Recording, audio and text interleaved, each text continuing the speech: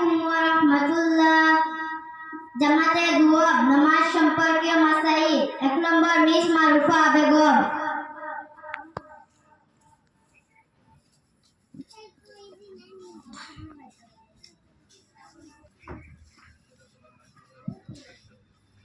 আসসালামু আলাইকুম ওয়া রাহমাতুল্লাহ।